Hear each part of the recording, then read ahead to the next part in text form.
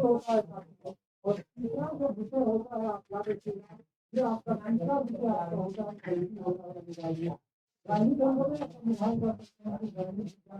साथियों, good evening. कैसे हैं आप सब? मैं तुलसी भाई आप सभी का एग्जाम पर परिवार में स्वागत करता हूं। नमस्कार, राधे राधे। कैसे हैं आप सभी लोग? तो चलिए बिल्कुल लाइव हूं आपके साथ और आइए क्लास को स्टार्ट कर रहे हैं। ठीक है, आइए क्लास को स्टार्ट कर रहे हैं और जितने भी बच्चे हमारे साथ यहाँ पे लाइव हैं, आप सभी का एग्जाम पर परिवार में स्वागत है भाई। राधे राधे, नमस्कार, गुड इवनिंग, शुभ संध्या। कैसे हैं आप सभी लोग? और उम्मीद करता हूँ कि आप लोग अच्छे होंगे और आपकी तैयारी जबरदस्त चल रही होगी। आइए क्लास को स्टार्ट कर रहे हैं। मेरी आवाज आ रही है? बता दीजिएगा एक बार आप लोग। ठीक है, मेरी आवाज आ रही है आप लोगों तक? हाँ या ना? और अगर आ रही है तो एक बार बता दीजिएगा आप लोग। ठीक है, और चलिए बिल्कुल नमस्कार भाई सभी बच्चों को। नमस्कार, 1 मिनट का टाइम मुझे दीजिएगा, हम लोग स्टार्ट कर रहे हैं। ठीक है, 1 मिनट का टाइम दीजिएगा, हम लोग स्टार्ट कर रहे हैं। ठीक है,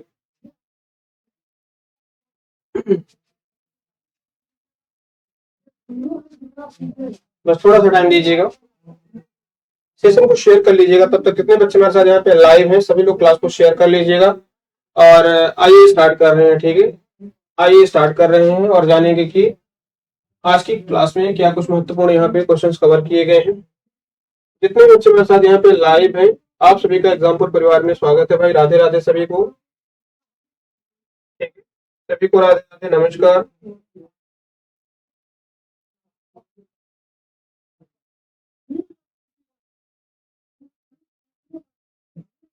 ठीक है, चलिए देखिए, आप लोगों को भी बता दूं कि आप जैसे आप जानते हैं बच्चों, दिवाली के लिए यहाँ पर ऑफर लाया गया है एग्जामपुर परिवार द्वारा। ये बहुत बड़ा एक ऑफर है जो कि अभी तक का एग्जामपुर के इतिहास में बच्चों के लिए लाया गया है। जिसमें अगर हम बात देखेंगे तो आप लोग यहाँ पे देख सकते हैं कि दिवाली में जो सरकारी यहाँ पे नौकरी तैयारी कर रहे हैं, इन बच्चों के लिए ऑफर लाया गया है। जिसमें कि एसएससी जीडी का जो अर्जुन बैच है ये 399 का है। यूपी पुलिस कांस्टेबल का जो आपका रणभूमि बैच है 649 रुपए का है। आरपीएफ कांस्टेबल सुरक्षा बैच है 449 का। यूपीएसआई दरोगा बैच आपका 749 का। आरपीएफ एसआई सुरक्षा जो बैच है बच्चों, ये भी आपको 499 का है। तो आप लोग यहाँ पे जुड़ सकते हैं और ये 75% का डिस्काउंट है। ये केवल ऑफर जो है 9 से 11 तारीख के बीच में है। ठीक है, यानी कि 9, 10 और 11 ये 3 दिन के लिए ऑफर यहाँ पर है। और रात 12 बजे तक, 11 नवंबर को रात 12 बजे तक ऑफर अवेलेबल रहेगा। तो आप लोग इसको ले सकते हैं और यहाँ पर दिवाली 75 कोड का इस्तेमाल करिएगा। ठीक है, किसका इस्तेमाल करेंगे? दिवाली 75 कोड का इस्तेमाल करिएगा। 75% का आपको यहाँ पे डिस्काउंट रहेगा। इसके अलावा मैं आपको बता दूं कि बच्चों 69th बीपीएससी जो कौटिल्य बैच है इसमें 1249 का है। बीएसएससी 2023 सफलता बैच 199 का कर दिया गया है। और बीएसएससी बिहार दरोगा बैच जो है ये 299 का कर दिया गया है। तो ये बहुत बड़े ऑफर है जो आप लोगों के लिए है। तो आप लोग इस पे जुड़ सकते हैं, अपने दोस्तों को भी इसको बता सकते हैं। ठीक है, ध्यान रखेंगे 75% का डिस्काउंट है। आप दिवाली 75 कोड का इस्तेमाल करेंगे, 75% का डिस्काउंट रहेगा। सेम अगर मैं बात करूं एसएससी जीडी जो अर्जुन बैच है यहाँ पे 399 का।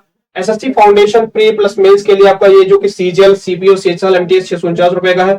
SSC GD 2023 CRPF constable 2023 batch जो कि 299 का है। तो यहाँ पर भी 75% का डिस्काउंट है। ऑफर सिर्फ 9, 10, 11 3 दिन के लिए ऑफर रहेगा। रात 11 नवंबर को रात 12 बजे तक ये ऑफर अवेलेबल है।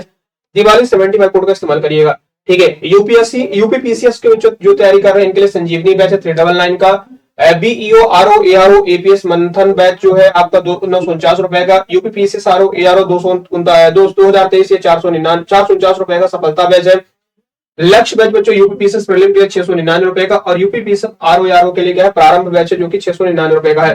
तो यहाँ पर भी 75% का डिस्काउंट है और ये भी ऑफर सेम टाइम के लिए अवेलेबल है। एमपीएसआई विक्रमादित्य बैच है। ठीक है, जो बच्चे एमपीएसआई की तैयारी कर रहे हैं उनके लिए यहाँ पर विक्रमादित्य बैच है 499 का। कितने का? 499 का। तो आप लोग यहाँ पे जुड़ सकते हैं और यहाँ पर भी 75% का डिस्काउंट है। ठीक है, कितने का? 75% का डिस्काउंट है।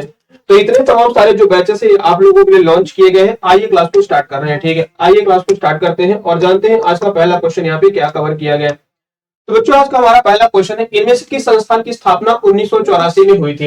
इनमें से किस संस्थान या किस संगठन की स्थापना 1984 में की गई थी? क्या लगता है इसका आंसर बताएंगे। ठीक है, तो देखिए अगर मैं बात कर लेता हूं तो यहाँ पर बच्चों किसकी स्थापना की गई थी?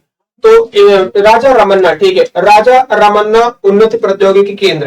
राजा रामन्ना जिसे कैट के नाम से जानते हैं, किस नाम से इसको जानते हैं? इसको बच्चों कैट के नाम से जानते हैं, ध्यान रखिएगा। और ये कहां पर स्थित है? ये इंदौर में है। ये कहां पर है? ये इंदौर में है। और इसकी स्थापना कब की गई? 1984 में। ठीक है, ध्यान रखिएगा। राजा रामन्ना याद रखना जो उन्नत प्रौद्योगिकी केंद्र है ये कहां पर है? तो याद रखना आपके ये इंदौर में और इसकी स्थापना 1984 में की गई थी। कब की गई? 1984 में इसकी स्थापना की गई। इसके अलावा अगर मैं बात करूं, देखो इंदौर को बच्चों अभी 2-3 क्षेत्रों में मतलब कह सकते हैं कि इसको पुरस्कृत किया गया है। तो याद रखना वायु सर्वेक्षण में इंदौर ने टॉप किया है, ठीक है। वायु सर्वेक्षण में, वायु स्वच्छता सर्वेक्षण क्या लिखिएगा, वायु स्वच्छता सर्वेक्षण, ठीक है। वायु स्वच्छता सर्वेक्षण में किसने टॉप किया है, तो याद रखना वायु स्वच्छता सर्वेक्षण में इंदौर ने टॉप किया। दूसरे पॉइंट की बात कर लेते हैं, तो दूसरा पॉइंट हमारा कौन सा आ जाता है, तो ध्यान रखेंगे जैसे कि हम बात कर लेते हैं कि स्वच्छता सर्वेक्षण में, ठीक है, स्वच्छता सर्वेक्षण में इंदौर ने टॉप किया है, ठीक है। स्वच्छता सर्वेक्षण में इंदौर ने टॉप किया है, इस बात को भी ध्यान रखेंगे। किसने टॉप किया है, तो इंदौर ने बच्चों स्वच्छता सर्वेक्षण में टॉप किया है। प्रवासी भारतीय दिवस सम्मेलन, प्रवासी भारतीय दिवस जो 2023 है, ये कहां पर सेलिब्रेट किया गया, प्रवासी भारतीय दिवस, इसका आयोजन इंदौर में किया गया था। तो राजा रमन्ना प्रौद्योगिकी केंद्र कहां पर, ये इंदौर में है। भाभा एटॉमिक रिसर्च सेंटर, इसकी स्थापना 1954 में की गई, ठीक है। होमी जहांगीर भाभा, किसके नाम पर, होमी जहांगीर भाभा इसके संस्थापक थे, ध्यान रखिएगा, ठीक है। कि भारत में परमाणु कार्यक्रम के जनक किसे कहा जाता है, तो जहांगीर भाभा जी को कहते हैं। और 1954 में इसकी स्थापना कहां हुई थी, ट्राम्बे में, ठीक है। और ट्राम्बे बच्चों कहां पर आता है, ये मुंबई में आता है, ठीक है। ट्राम्बे कहां पर स्थित है, तो मुंबई महाराष्ट्र में, ठीक है। मुंबई महाराष्ट्र में ट्राम्बे है, और यहाँ पर भाभा एटॉमिक रिसर्च सेंटर की स्थापना की गई है। इसके अलावा जैसे हम बात कर लेते हैं, आपका आ जाता है कौन सा, तो बच्चों इंदिरा गांधी परमाणु अनुसंधान केंद्र, यहाँ पर क्या लिखा है, इंदिरा गांधी परमाणु अनुसंधान केंद्र। और ये कब इसकी स्थापना की गई, तो बच्चों कलपक्कम में इसकी स्थापना की गई थी। कब स्थापना की गई, तो याद रखना इंदिरा गांधी परमाणु अनुसंधान केंद्र कलपक्कम में है। कहां पर स्थित है ये, कलपक्कम। और कलपक्कम कहां पर आता है, तो याद रखना कलपक्कम आपके तमिलनाडु राज्य के अंतर्गत आ जाता है। कहां पर आता है कलपक्कम, तमिलनाडु राज्य के अंतर्गत। और इसकी स्थापना 1971 में की गई। कब की गई, 1971 में। याद रखेंगे 1971 में कलपक्कम में किसकी स्थापना की गई, तो Indira Gandhi atomic research centre की स्थापना की गई, ठीक है, ध्यान रखेंगे।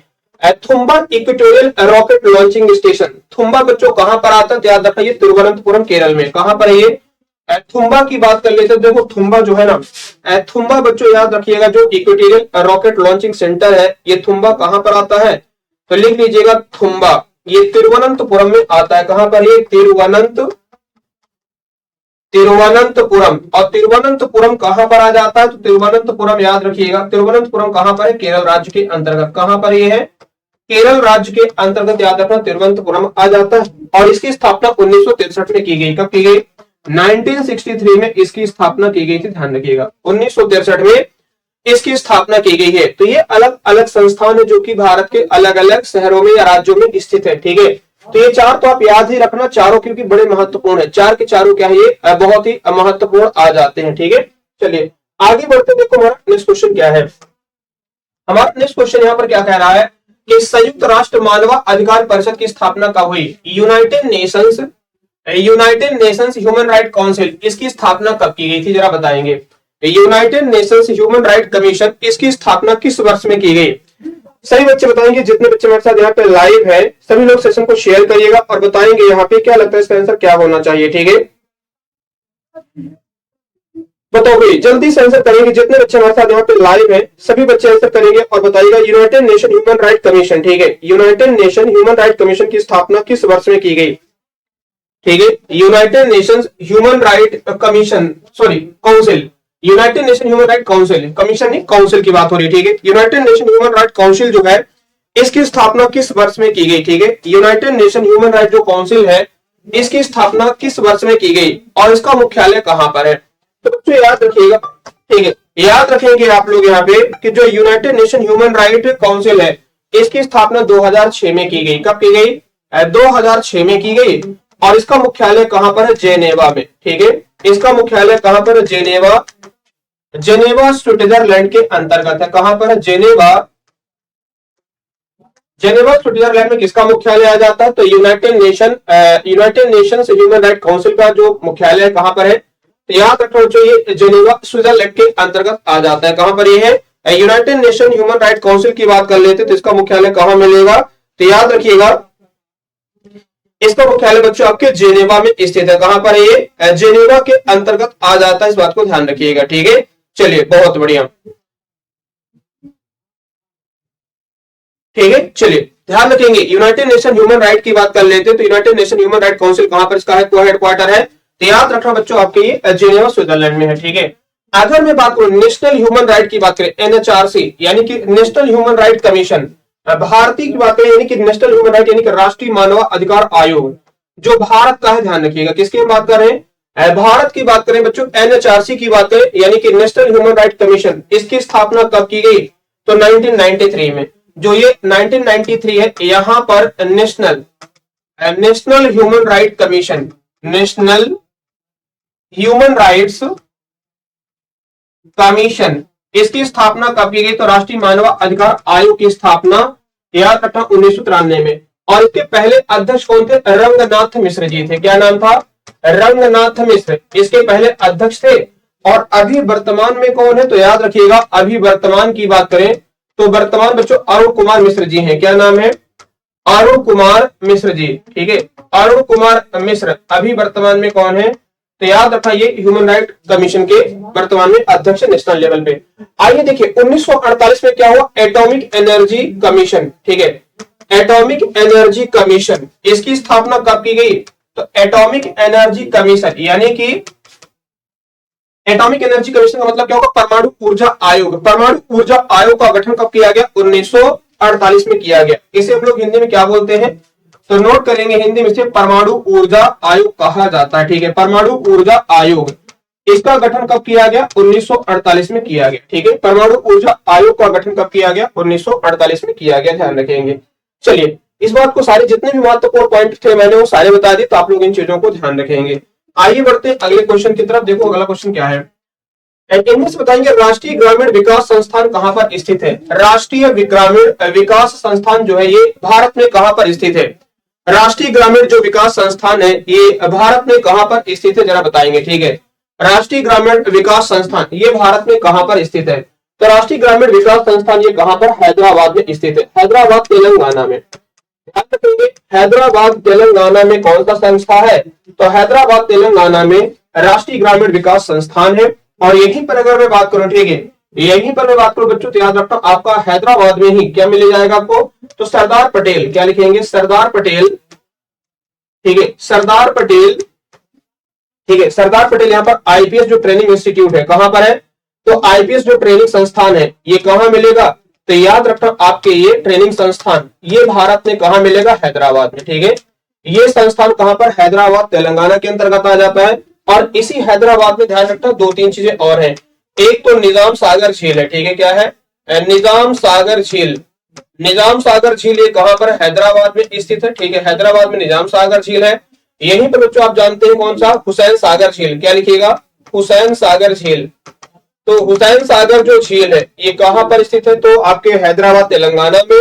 यहीं पर गोलकुंडा का किला भी स्थित है। क्या लिखेंगे, गोलकुंडा का किला। गोलकुंडा का किला ये कहां पर स्थित है, तो गोलकुंडा का किला याद रखिएगा आपके हैदराबाद में स्थित है। ठीक है, अगर मैं बात करूं त्रिची में क्या, तो बच्चों त्रिची में केला अनुसंधान केंद्र है। क्या है, केला अनुसंधान केंद्र। ठीक है, केला अनुसंधान केंद्र ये कहां पर है, तो केला अनुसंधान केंद्र जो है ये त्रिची में स्थित है, याद रखना। ठीक है, कहां पर मिलेगा, त्रिची में, याद रखना। त्रिची कहां पर आता है, तो याद रखना आपके तमिलनाडु। ठीक है, तब त्रिची कहां पर आता है, तो तमिलनाडु राज्य के अंतर्गत ये आ जाता है। और यहाँ पर क्या है, केला अनुसंधान केंद्र आ जाता है राष्ट्रीय स्तर का। ठीक है, और दिल्ली की बात करें बच्चों, तो यहाँ पे दो संस्थान है, Indian Council of Agriculture and Research और Council of Scientific and Industrial research.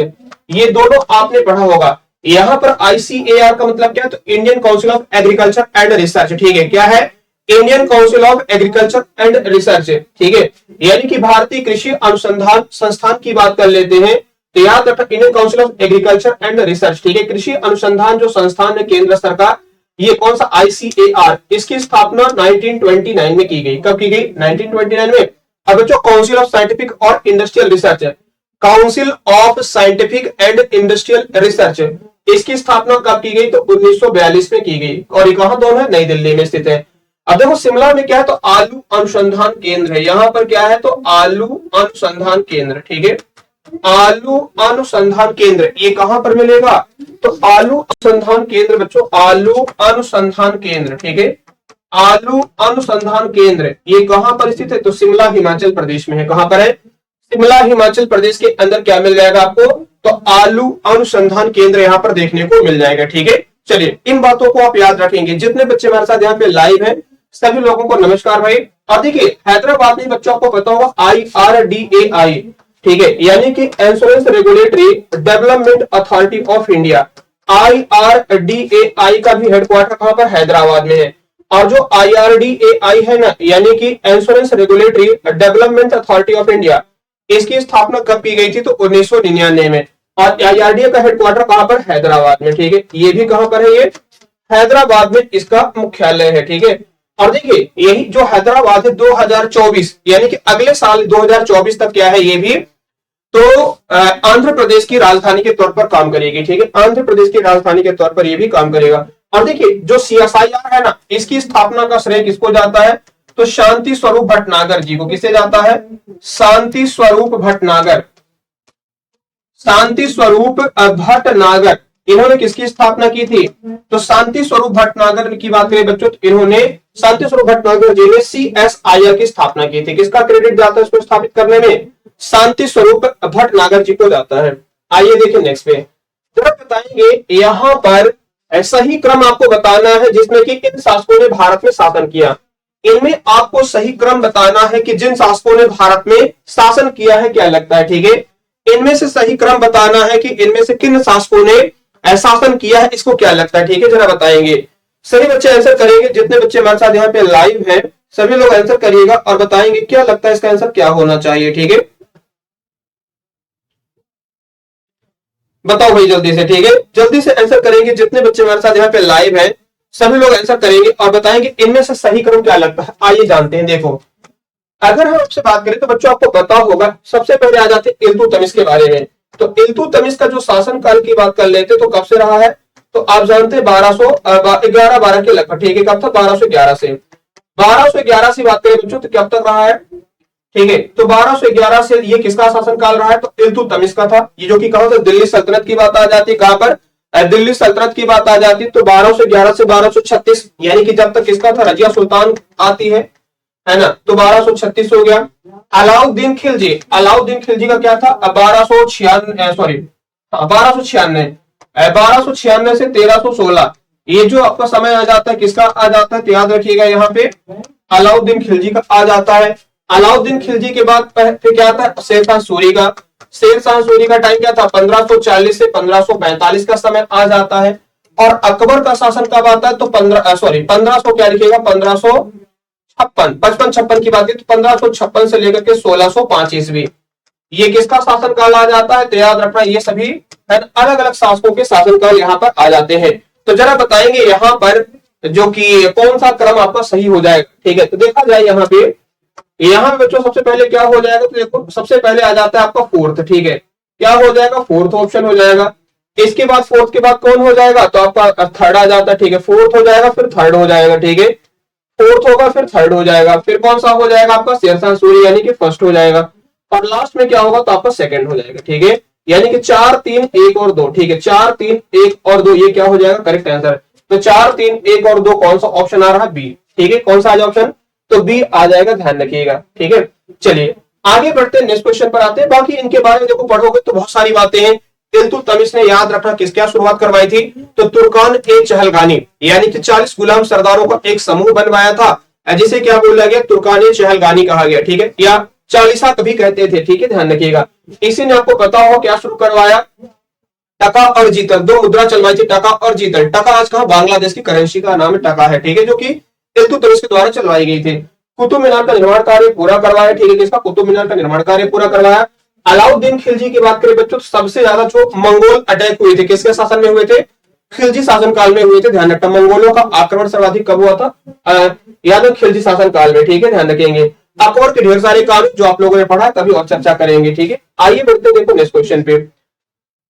Elizabeth war, ये छोड़ दीजिए क्वेश्चन। ठीक है, इसको रहने दीजिएगा, ये क्योंकि अभी हट चुकी हैं। आइए देखिए नेक्स्ट, देखो यहाँ पर क्या क्या बोला गया कि इनमें से आपको बताना कौन सा पेयर करेक्टली मैच नहीं है। ठीक है, इनमें से कौन सा पेयर है जो कि करेक्टली मैच नहीं है।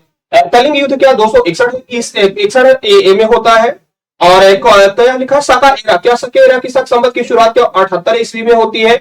या जैसे मुस्लिम एरा की बात करें, ठीक है, तो मुस्लिम की शुरुआत 662 में होती है या फिर औरंगजेब की मृत्यु 1709 में होती है।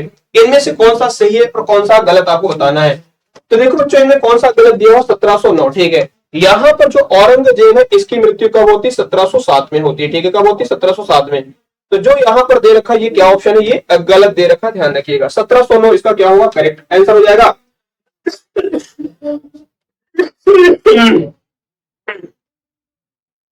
बाकी यहाँ पर देखा जाए तो बाकी यहाँ पर सारी चीजें क्या है, करेक्ट है, ठीक है। कलिंग युद्ध किसके बीच होता है, तो याद रखना यहाँ पर अशोक किसके बीच होता है बच्चों।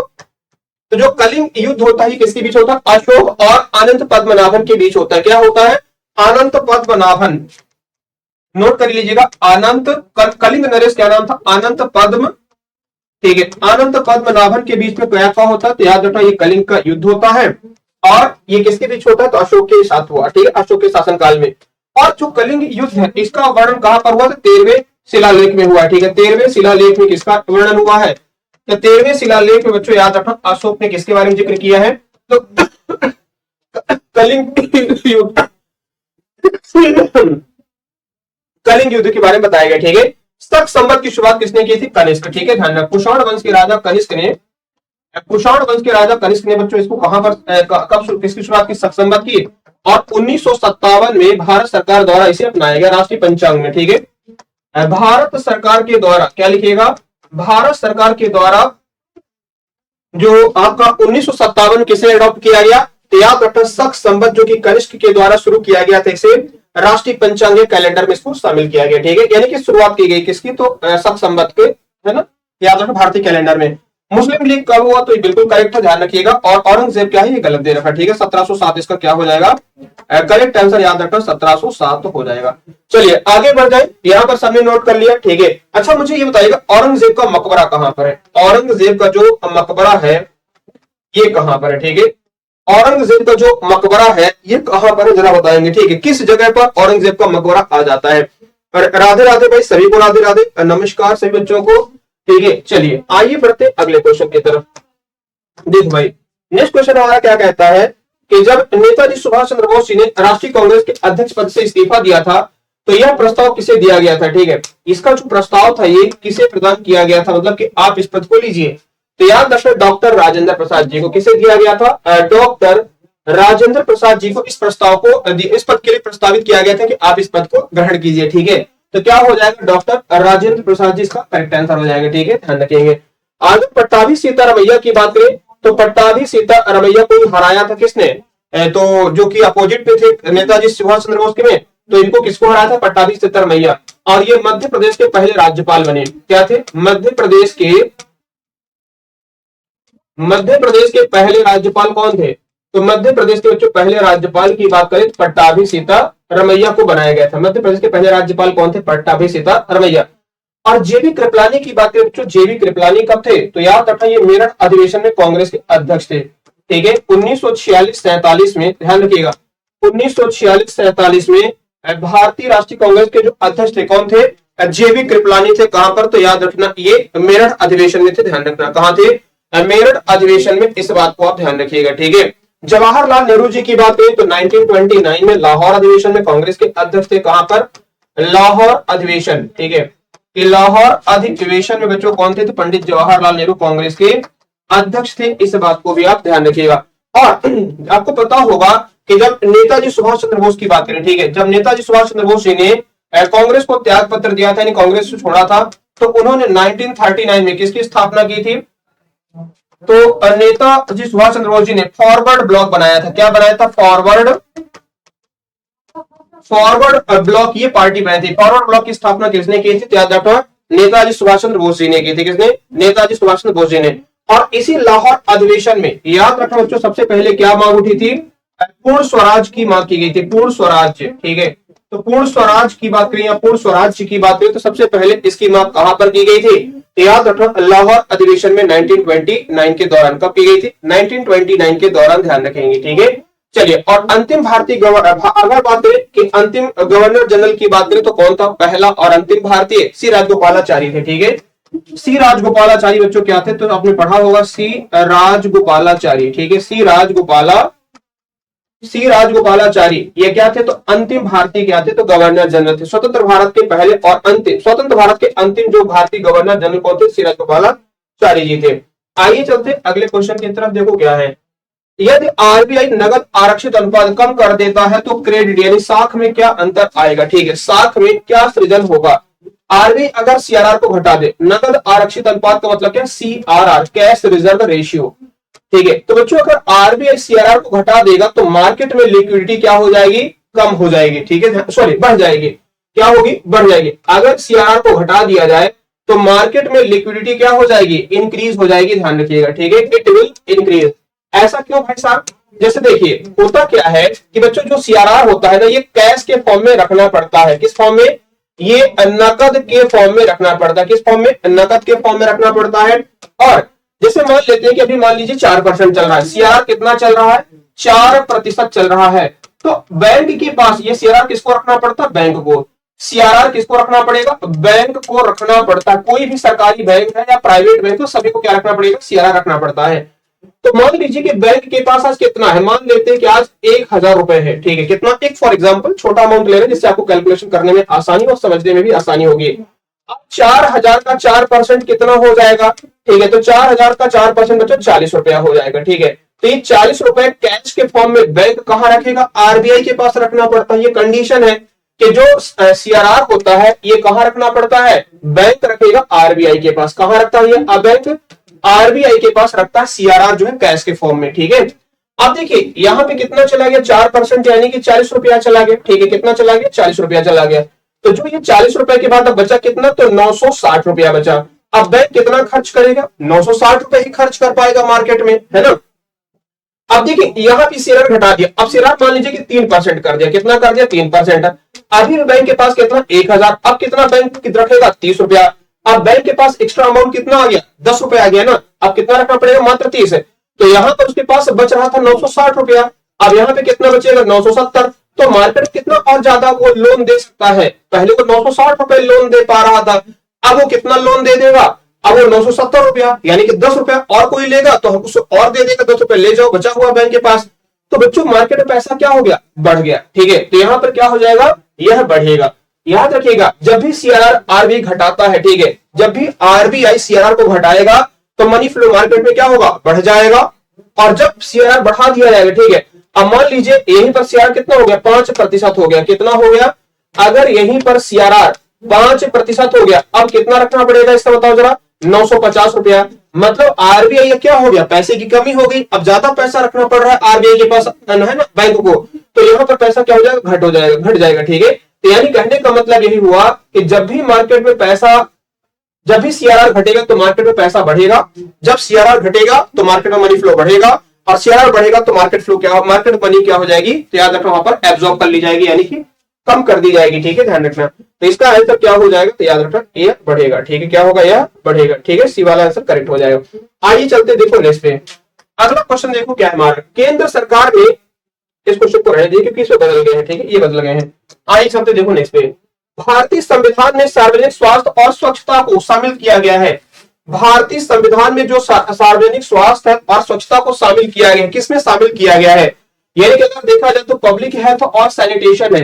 ये भारतीय संविधान में किसका विषय है, किसकी सूची का विषय है, राज्य सूची, सर्वभारतीय सूची या फिर संघ सूची, बताओ भाई। ठीक है, जितने बच्चे हमारे साथ यहाँ पे लाइव है सभी को राधे राधे भाई, नमस्कार। और जल्दी से सेशन को शेयर करिएगा। जितने बच्चे हमारे साथ यहाँ पे लाइव हैं सभी लोग सेशन को शेयर करेंगे और बताइएगा क्या लगता है। और देखिए, मैं आप लोगों की जानकारी के लिए फिर से एक बार मैं आपको बता देना चाहता हूं, जितने भी बच्चे लाइव हैं, कि देखो एग्जाम्पल परिवार द्वारा बच्चों इसको यहाँ पर आप लोगों के यहाँ पर ऑफर लाया गया। और ये ऑफर है क्या, तो देख लो, ये दिवाली ऑफर है जो कि एसएससी जीडी अर्जुन बैच है 3399 का है, यूपी पुलिस कांस्टेबल का रणभूमि बैच 649 का है, आरपीएफ कांस्टेबल सुरक्षा बैच है 449 का है, यूपीएसआई 200 2023-24 दरोगा बैच है 749 रुपए का है, और आरपीएफ एसआई सुरक्षा बैच क्या है 499 रुपए का है। तो ये बैचेस आप लोग यहाँ पे ले सकते हैं, अपने दोस्तों को भी रेकमेंड कर सकते हैं। साथ में बीपीएससी कौटिल्य बैच है जो कि 1249 रुपए का, बीएसएससी सफलता बैच है 199 रुपए का, और बीपीएसएससी बिहार दरोगा बैच है 299 रुपए का। तो आप लोग इन बैचेस को यहाँ पे भी ले सकते हैं। सभी में दिवाली 75 कोड जरूर इस्तेमाल करिएगा। ठीक है, यहाँ पे आप देख सकते हैं दिवाली 75 कोड इस्तेमाल करिएगा, 75% का आपको डिस्काउंट मिल जाएगा। ठीक है, ध्यान रखिएगा। और आप जाते हैं एसएससी जीडी का जो अर्जुन बैच है 399 रुपए का, एसएससी फाउंडेशन मेंस बैच है जो कि सीजीएल सीपीओ सीएसएल एमटीएस के लिए 649 रुपए का, SSC GD 2023 CRPF constable batch है 299 रुपए का। तो इसमें भी दिवाली कोड का इस्तेमाल करिएगा, दिवाली 75 और 75% का डिस्काउंट रहेगा। यूपी पीसीएस के लिए बच्चों है यहाँ पे आरओ एआरओ का भी बैच है आपका 949 का, यूपी पीसीएस का 399 रुपए का, संजीवनी बैच है, ठीक है। यूपी प्रीलिम लक्ष्य बैच 699 रुपए का, और यूपी पीसीएस आरओ एआरओ प्रारंभ बैच है 699 रुपए का। ये तमाम सभी बैचेस जो है आप लोगों के लिए। और सबसे बड़ी बात यह है कि ऑफर क्या है, 3 दिन है, 9, 10 और 11, 3 दिन ये ऑफर चल रहा है, तो आप लोग इसको ले सकते हैं। और साथ में देखो एमपीएसआई का विक्रमादित्य बैच है, जो बच्चे एमपीएसआई की तैयारी कर रहे हैं या देंगे एग्जाम, उनके लिए विक्रमादित्य बैच है 499 रुपए का, आप लोग इसे ले सकते हैं। यहाँ पे भी 75% का डिस्काउंट, दिवाली 75 कोड का इस्तेमाल करिएगा। तो ये तमाम सारे बैचेस से ढेर सारा डिस्काउंट है, इतने कम फीस में कौन आपको पढ़ाता है, बेहतर आप समझ सकते हैं। तो आप लोग इन बैचेस में जुड़ सकते हो और अपने दोस्तों को भी आप रेकमेंड कर सकते हैं, ठीक है। चलिए आइए चलते हैं अपने क्लास की तरफ, ठीक है। आइए चलते हैं अपनी क्लास की तरफ, देखते हैं हमारा नेक्स्ट क्वेश्चन क्या है, ठीक है। आइए चलते देखते हैं अपने नेक्स्ट क्वेश्चन की तरफ और देखते हैं हमारा नेक्स्ट क्वेश्चन यहाँ पर कौन सा आ जाता है। चलिए हम बात कर रहे थे यहाँ पर क्या, तो जो पब्लिक हेल्थ की बात करें, पब्लिक हेल्थ सैनिटेशन किसका विषय है, ये राज्य सूची का विषय है। किसका है, ये राज्य सूची का विषय आ जाता, ध्यान रखिएगा किसका होगा, राज्य सूची का विषय आ जाएगा। जैसे जेल और पुलिस, क्या लिख लीजिएगा, जेल पुलिस, ठीक है। इसके अलावा जेल पुलिस भी बच्चों किसका विषय है, तो जेल और पुलिस के अलावा सार्वजनिक स्वास्थ्य और स्वच्छता, ये सब किसके हैं, तो राज्य सूची का विषय है। कृषि और पशुपालन, ठीक है, कृषि और पशु भी लिख लीजिएगा, ठीक है। कृषि और पशु ये सब किसके विषय है, राज्य सूची के विषय आ जाते हैं, ठीक है, ध्यान रखना। राज्य सूची में टोटल कितने विषय हैं, तो 61 विषय आ जाते हैं। कितने, 61 विषय बच्चों टोटल राज्य सूची के अंतर्गत आते हैं, ध्यान रखना, ठीक है। कितने राज्य सूची के अंदर, संघ सूची में कितने विषय, 100 है, ठीक है, ध्यान रखना। कितने विषय आ जाते हैं, तो याद रखना संघ सूची में आपका 100 विषय आ जाते हैं, जिसमें विदेश, रेलवे, टीवी है ना, इसमें क्या क्या आ जाता है महत्वपूर्ण, तो याद रखना विदेश मामले आ जाते हैं, ठीक है, विदेश, टीवी, रेडियो, ठीक है।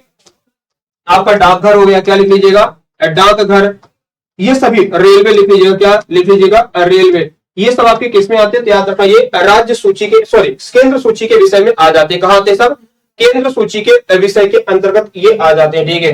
तो विदेश का कोई मामला होगा, टीवी, रेडियो, डाकघर, रेलवे, ये महत्वपूर्ण पार्ट है जो कि हम लोग इनको जानते हैं, ठीक है, इनको हम लोग जानते हैं, ध्यान रखना। और समवर्ती सूची में कितने हैं, तो समवर्ती सूची में याद रखना 57, क्या आ जाएंगे, तो बच्चों याद रखना यहाँ पर 57, अच्छा ठीक है, ध्यान रखना, सॉरी 57 52, ठीक है, ध्यान रखना, यहाँ पर कितने आ जाएंगे, 52 आ जाते हैं, क्या लिख लीजिएगा, 52 लिख लीजिएगा, यहाँ पर क्या लिखेंगे, 52, क्या लिखेगा, 52। तो समवर्ती सूची में कितने विषय आ जाते हैं, याद रखना ये 52 के लगभग आ जाते हैं, ध्यान रखना कितने आ जाते हैं, तो याद रखना ये 52 आ जाते हैं समवर्ती सूची में। ये तमाम सारी बातें आप लोग इनको ध्यान रखिएगा, क्या है, ये तमाम सारी बातें जो इनको ध्यान रखिएगा। और समवर्ती सूची में क्या, तो शिक्षा, ठीक है, इसमें क्या आ जाता है, शिक्षा और अन्य मामले भी आ जाते हैं, ठीक है, आप इनको ध्यान रखना, शिक्षा और अन्य मामले भी आ जाते हैं, आप लोग इनको ध्यान रखेंगे। आइए चलते हैं देखो नेक्स्ट क्वेश्चन पे, ठीक है, आइए बढ़ते हैं, देखो नेक्स्ट क्वेश्चन की तरफ बढ़ते हैं, ठीक है, आइए बढ़ते देखो नेक्स्ट क्वेश्चन की तरफ, ठीक है, आइए बढ़ते देखो नेक्स्ट क्वेश्चन की तरफ। नेक्स्ट क्वेश्चन की बात करें बच्चों, तो यहाँ पे बताएंगे पंचायती राज प्रणाली किसके तहत रखी गई थी, पंचायती राज जो प्रणाली है ये किसके तहत रखी गई थी, क्या लगता है, ठीक है, बताओ भाई, पंचायती राज जो प्रणाली है ये किसके तहत रखी गई थी, इनमें से क्या लगता है इसका आंसर क्या होना चाहिए, जो पंचायती राज व्यवस्था है इनमें से किसके तहत रखा गया था। और सभी को राधे राधे भाई, नमस्कार सभी को, गुड इवनिंग, शुभ संध्या, कैसे हैं आप सभी लोग, और सेशन को शेयर कर लीजिएगा। तो डीपीएसपी की बात करें बच्चों, तो जो डीपीएसपी है ये कहां तक है, 36 से 51, ठीक है, 36 से 51 क्या आता है, डीपीएसपी है। और पंचायती राज जो प्रणाली है ये अनुच्छेद 40 में आती है, कहां पर, अनुच्छेद 40 है। जो आर्टिकल 40 है ना, इसमें किसके बारे में बताएगा, तो पंचायती राज प्रणाली के बारे में बताएगा, ठीक है। तो डीपीएसपी किसमें आता है, डीपीएसपी, और ये भाग 4 में है। डीपीएसपी कहां पर, भाग 4 के अंतर्गत आ जाता है, कहां पर, भाग 4 में डीपीएसपी। और इसमें क्या है, तो आप याद रखिएगा, आपका पंचायती राज प्रणाली इसी के अंतर्गत आ जाती है। और directive principle of state policy ये कहां से लिया गया, आयरलैंड के संविधान से, कहां से लिया गया ये, तो याद रखना ये आयरलैंड के संविधान से लिया गया, ठीक है, ध्यान रखना। फंडामेंटल राइट्स बच्चों कहां से, तो अमेरिका के संविधान से लिया गया, यूएसए से लिया गया है, ठीक है। और फंडामेंटल राइट्स कहां से, तो 12 से 35 तक, ठीक है, कहां से है, 12 से 35 की बात करें। और ये भाग किसमें आते हैं, भाग 3 में, ये किसमें आते हैं, तो भाग 3 के अंतर्गत याद रखिएगा आपका फंडामेंटल राइट्स आ जाते हैं, इस बात को भी आप ध्यान रखिएगा, ठीक है। फंडामेंटल ड्यूटीज की बात करें तो ये किस्म कहां पर, 51A, 51A के अंदर क्या था, फंडामेंटल ड्यूटीज आ जाता है। और फंडामेंटल ड्यूटीज टोटल कितनी है, तो याद रखना 11 है, ठीक है। मौलिक कर्तव्य की बात करें बच्चों तो कितने टोटल, तो फंडामेंटल जो ड्यूटीज है टोटल 11 आ जाती है। और ये भाग किसमें, 4A में, ठीक है। ये किसके अंतर्गत आ जाते हैं, तो भाग 4A के अंतर्गत क्या आ जाता है, तो याद रखिएगा आपका फंडामेंटल ड्यूटीज आ जाती है। क्या लिख लीजिएगा, फंडामेंटल ड्यूटीज आ जाती है, इस बात को आप ध्यान रखेंगे, ठीक है, 51A के अंतर्गत। तो ये सभी पॉइंट आप नोट करेंगे, ठीक है। क्या ये सारे पॉइंट्स आप नोट करिएगा, बड़ा महत्वपूर्ण रहेगा, ठीक है। ये सारे पॉइंट आप याद रखेंगे, बहुत महत्वपूर्ण रहेगा। और आप जानते हैं बच्चों की 5 से लेकर के 11 ये सब किसके लिए है, तो याद रखना है ना। 5 से 11 की बात की तो नागरिकता किसके लिए है, तो याद रखना, सॉरी हाँ याद रखिए कि किसके लिए, नागरिकता। जो नागरिकता है इसके लिए कौन से भाग में आता है, नागरिकता जो है ना, नागरिकता की बात करें ये कौन से भाग में आती है, आप लोग बताएंगे। जो नागरिकता है ये किस भाग के अंतर्गत आती है, आप लोग कमेंट के माध्यम से बताएंगे। नागरिकता जो है ये किस भाग के अंतर्गत आती है, आप लोग कमेंट के माध्यम से बताएंगे। सिटीजनशिप, ठीक है, जो सिटीजनशिप है ये किस भाग के अंतर्गत आती है, आप लोग बताएंगे। चलिए, इनमें से किसने संविधान सभा के उद्देश्य प्रस्ताव पेश किया, संविधान सभा में उद्देश्य प्रस्ताव इनमें से किसने प्रस्तुत किया था, ठीक है। इनमें से संविधान सभा में उद्देश्य प्रस्ताव किसने प्रस्तुत किया था, तो पंडित जवाहरलाल नेहरू जी ने। किसने प्रस्तुत किया था, पंडित जवाहरलाल नेहरू जी ने, याद रखना यहाँ पर उद्देश्य प्रस्ताव प्रस्तुत किया था। किसने किया था, पंडित जवाहरलाल नेहरू जी ने किया था, ध्यान रखिएगा। संविधान सभा की पहली बैठक बच्चों कब होती है, 9 दिसंबर को होती है, ठीक है, 9 दिसंबर 1946, ठीक है, 9 दिसंबर 1946। और इसके अस्थायी अध्यक्ष कौन थे, सच्चिदानंद सिन्हा जी, सच्चिदानंद सिन्हा ये क्या थे, तो याद रखना ये संविधान सभा के अस्थायी अध्यक्ष थे, ठीक है। सच्चिदानंद, क्या लिख लीजिएगा, सच्चिदानंद सिन्हा ये क्या थे, अस्थायी अध्यक्ष थे। और 9 दिसंबर क्या लिख लीजिएगा यहाँ पे, 9 दिसंबर 1946 में क्या थे, तो याद रखना ये पहले है ना, ये पहली बैठक होती किसकी, संविधान सभा की। और दूसरी बैठक कब होती, 11 दिसंबर, क्या होती है, 11 दिसंबर 1946 को होती है। और इसमें कौन अध्यक्ष बन जाते हैं, तो डॉक्टर राजेंद्र प्रसाद, ठीक है, डॉक्टर राजेंद्र प्रसाद इसकी क्या करते हैं, तो अध्यक्षता करते हैं। और याद रखना इनको क्या बनाया गया, स्थायी अध्यक्ष बनाया गया, ठीक है, ध्यान रखना क्या था, स्थायी अध्यक्ष बनाया गया। और उद्देश्य प्रस्ताव कब प्रस्तुत होता है, 13 दिसंबर को, ठीक है, ध्यान रखिएगा। 13 दिसंबर 1946 को बच्चों पंडित जवाहरलाल नेहरू जी ने उद्देश्य प्रस्ताव प्रस्तुत किया था। क्या था, उद्देश्य प्रस्ताव, ये कब प्रस्तुत किया गया था, 13 दिसंबर, ठीक है, 13 दिसंबर 1946 को, ठीक है, 13 दिसंबर 1946 को याद रखिएगा। उद्देश्य प्रस्ताव किसने प्रस्तुत किया था, तो पंडित जवाहरलाल नेहरू जी ने, ठीक है, ध्यान रखिएगा। B.R. अम्बेडकर साहब क्या थे, ड्राफ्टिंग कमेटी, ठीक है, ड्राफ्टिंग कमेटी के चेयरमैन कौन थे, तो ड्राफ्टिंग कमेटी के जो चेयरमैन थे या फिर अध्यक्ष थे कौन थे, तो ड्राफ्टिंग कमेटी के जो अध्यक्ष या चेयरमैन थे तो अम्बेडकर साहब थे। और लॉ है ना, क्या थे, लॉ मिनिस्टर थे, यानी कि विधि मंत्री भारत के क्या थे, तो विधि मंत्री थे। और ये हम लोग क्या बोलते हैं, तो याद रखना संविधान निर्माता के तौर पर जानते हैं, ठीक है। तो इनकी 2 रचनाएं, मूक नायक और waiting for a visa. B.R. Ambedkar ji की बच्चों 2 किताबें हैं, 2 किताब याद रखना। एक कौन है, मूक नायक, क्या लिख लीजिएगा, मूक नायक और वेटिंग फॉर अ वीजा, क्या लिखेगा, वेटिंग फॉर अ वीजा, ठीक है। ये किसकी किताबें हैं, तो याद रखना ये B.R. अम्बेडकर जी की किताब है। किसकी है, B.R. अम्बेडकर जी की किताब है, ध्यान रखेंगे। और देखो बेनेगल नरसिम्हा राव ये क्या थे, सलाहकार थे, संवैधानिक सलाहकार। संवैधानिक सलाहकार कौन थे, तो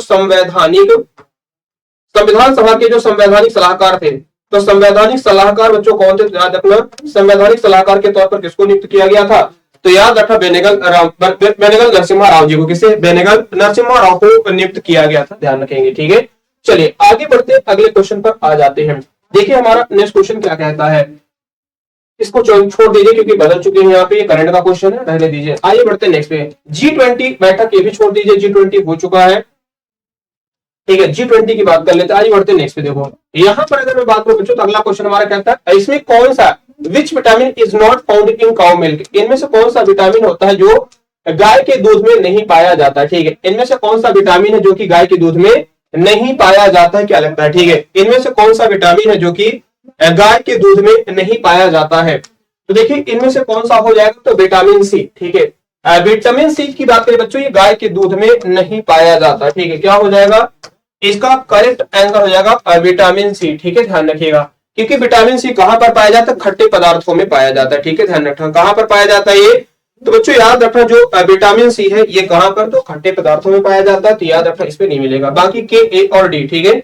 विटामिन के से क्या होता है? थक्का बनना, रक्त का थक्का बनना, इसमें रतौंधी है और इसमें क्या है? रिकेट्स है। ठीक है, इसकी कमी से रिकेट्स होता है, ए की कमी से क्या होगा? ब्लाइंडनेस होगा, और के की कमी से क्या हो जाएगा? रक्त का थक्का बनना बंद हो जाएगा। ठीक है, तो ये तीनों कहां पर होंगे? तो आपके ये गाय के दूध में पाए जाते हैं। ठीक है, और गाय की दूध की शुद्धता का हम पता किससे लगाते हैं?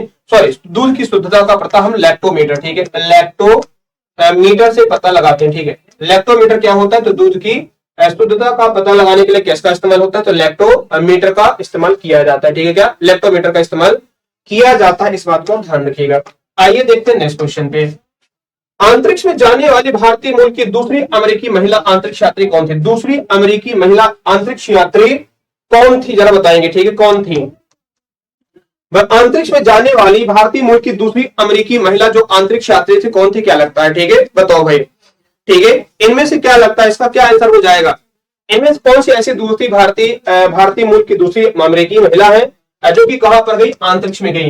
तो बच्चों सिरसा बांदला, क्या नाम है? सिरसा बांदला। ठीक है, सिरसा बांदला जो है ये कौन आ जाएंगे? तो दूसरी हो जाएंगे। ठीक है, सेकंड इंडियन ओरिजिन की बात करें, भारतीय मूल की दूसरी कौन है? तो याद रखो सिरसा बांदला हो जाएगा। ठीक है, पहली कौन थी? कल्पना चावला।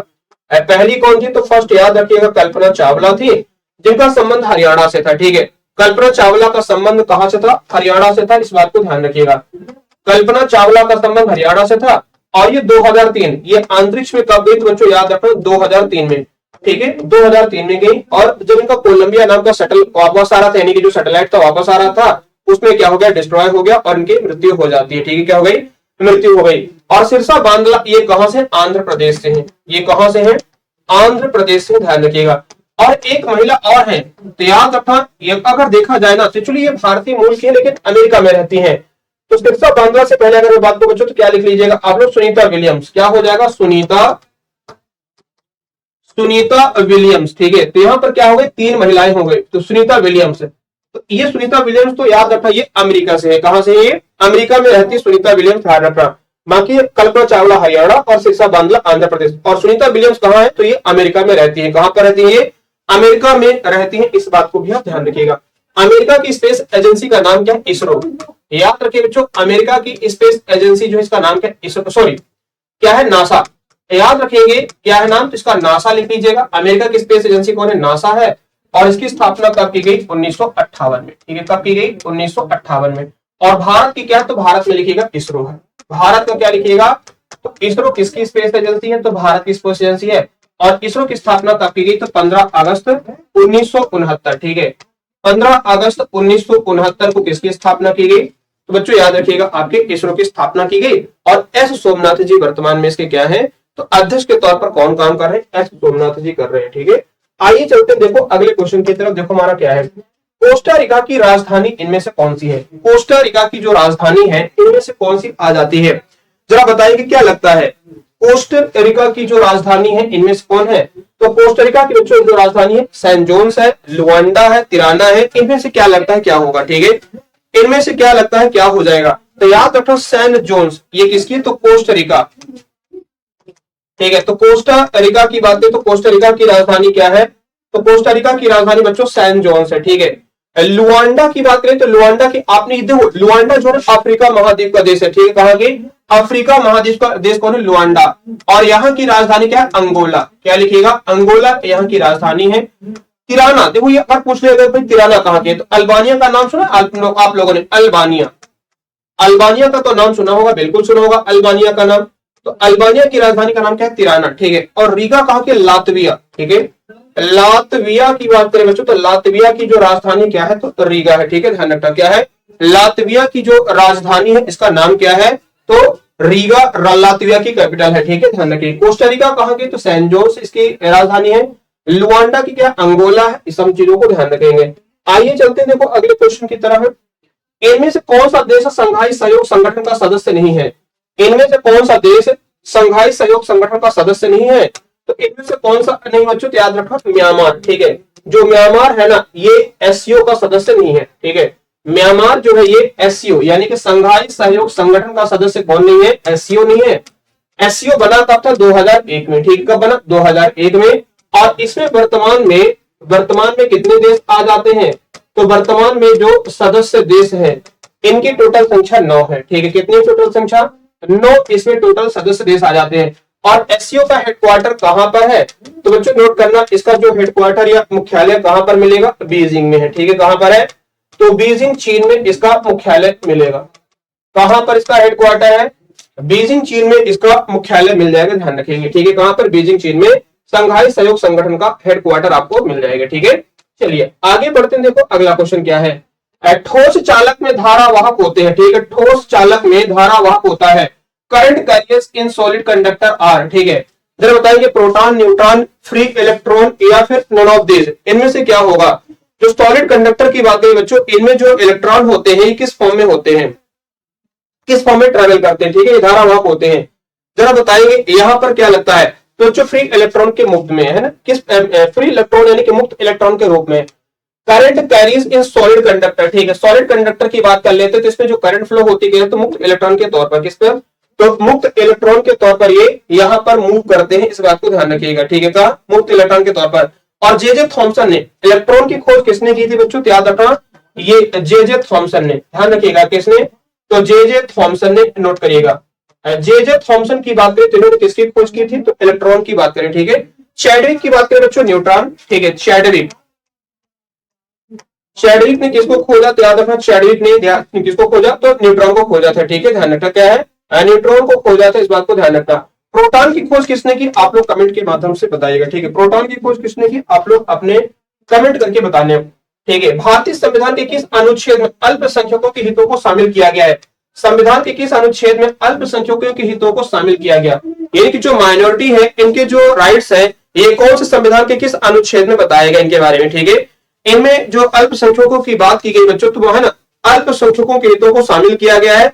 जरा बताएंगे संविधान का ये कौन सा, ठीक है, संविधान का ये कौन सा अनुच्छेद आ जाता है, ठीक है, बताओ भाई, ठीक है, क्या लगता है इसका आंसर क्या होना चाहिए? तो बच्चों अनुच्छेद 29, इसमें किसको बताएगा? तो अल्पसंख्यक, ठीक है, क्या है? अल्पसंख्यक। अल्पसंख्यक के बारे में कहां पर बताया गया? तो याद रखो बच्चों, जो अल्पसंख्यक है ना, यानी कि जो माइनॉरिटीज की बात करें, अल्पसंख्यकों की बात करें, तो अल्पसंख्यकों के बारे में जो हितों के बारे में बताया गया कौन सा? आर्टिकल 29 में। कहां पर? आर्टिकल 29 में। धर्म आचरण 25 में क्या कहा गया है? तो धर्म आचरण, ठीक है, ध्यान रखना, धर्म आचरण की बात करें तो धर्म आचरण ये कौन सा अनुच्छेद में बताया गया? तो आर्टिकल 25 में। और 40 में क्या? तो पंचायती राज की बात करें, ठीक है, पंचायती राज, इसके बारे में कहां पर जिक्र किया गया? तो पंचायती राज का जो जिक्र है अनुच्छेद है ना 40 में किया गया। और बाल श्रम आपको पता होगा आर्टिकल 24 में क्या है? तो बाल श्रम, ठीक है, आर्टिकल 24 में क्या है? तो बाल श्रम, ठीक है। बाल श्रम का मतलब कि जो 14 साल से कम के बच्चे हैं, ठीक है, 14 साल से जो कम के वर्ष के बच्चे हैं ये फैक्ट्री या घरों में काम नहीं करेंगे, ठीक है, ये बाल मजदूरी नहीं करेंगे, इसके बारे में बताया गया है। चलिए अगला क्वेश्चन देखो क्या है हमारा। 20 रुपए के नोट पर किसके हस्ताक्षर होते हैं? 20 रुपए का जो नोट है इस पर किसके हस्ताक्षर होते हैं जरा बताएंगे, ठीक है। आइए चलते हैं, देखो नेक्स्ट पे। तो बच्चों जो 20 रुपए का नोट होता है इस पे किसके हस्ताक्षर होते हैं? तो आरबीआई के गवर्नर पे, ठीक है, आरबीआई गवर्नर के। 2 रुपए से लेकर के 10,000 रुपए के तक के नोट, कितने? 10,000 रुपए तक के जो नोट है इन सभी पर किसका हस्ताक्षर होता है?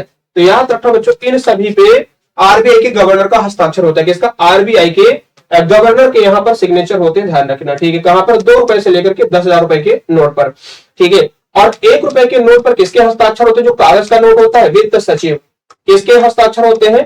तो वित्त सचिव के सिग्नेचर होते हैं, ध्यान रखना, वित्त सचिव के सिग्नेचर कहां होते हैं? तो 1 रुपए के नोट पर होते हैं, इस बात को भी आप ध्यान रखिएगा। यानी कि फाइनेंस सेक्रेटरी किस पर करता है? 1 रुपए के नोट पर करता है। और 2 से लेकर के 10,000 रुपए तक के जो नोट है इसमें सब में आरबीआई का गवर्नर करता है, ठीक है, ध्यान रखना। 10,000 रुपए के जो नोट है, 5,000 और 10,000 रुपए के नोट ये बच्चों पहले प्रिंट होते थे, लेकिन 1978 में इनको बंद कर दिया गया। 1978 में 5,000 और 10,000 रुपए के नोटों को बंद कर दिया गया, इस बात को ध्यान रखेंगे, ठीक है। चलिए आज का नेक्स्ट क्वेश्चन देख लेते हैं, फिर सेशन को ओवर करेंगे। जरा बताइएगा इनमें से आपको बताने कौन से किस वर्ष में स्थापित किया गया, ठीक है। सत्यशोधक समाज किसने स्थापित किया? आपको यहाँ पर अरेंज करना है, ठीक है, आपको यहाँ पर क्या करना है? अरेंज करना है कि ब्रह्म समाज की स्थापना किसने की, रामकृष्ण मिशन की स्थापना किसने की, ठीक है, और आर्य समाज की स्थापना किसने की, सत्य शोधक समाज की स्थापना किसने की।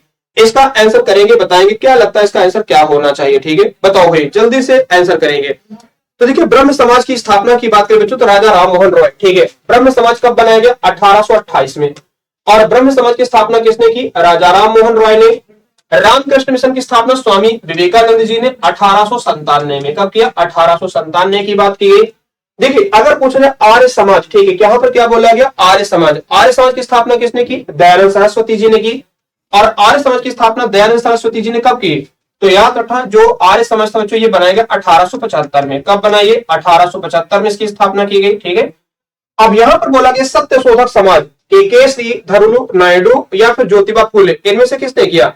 तो याद रखो बच्चों सत्य शोधक समाज की स्थापना ज्योतिबा फूले जी ने की थी। कब की थी, 1873 में, ठीक है। तो ये सभी हो जाएंगे। अब यहाँ पे मैच कर लीजिए किसका किससे पेयरिंग है, ठीक है, यहाँ पर आप मैच कर लीजिए किसका किससे पेयरिंग है, ठीक है। तो 4 में 5 हो जाएगा, मतलब कि ये वाला और इसको दोनों कैंसिल कर दीजिए। अब यहाँ पर आता है 3, ए का क्या हो गया, 3 हो गया, राजा राम मोहन रॉय हो गया, बिल्कुल सही भाई साहब, ठीक है। बी का क्या हो गया, स्वामी विवेकानंद, बी का 1 हो गया। तो मतलब यहाँ पर थर्ड वाला ऑप्शन क्या हो जाएगा, करेक्ट हो जाएगा, ठीक है।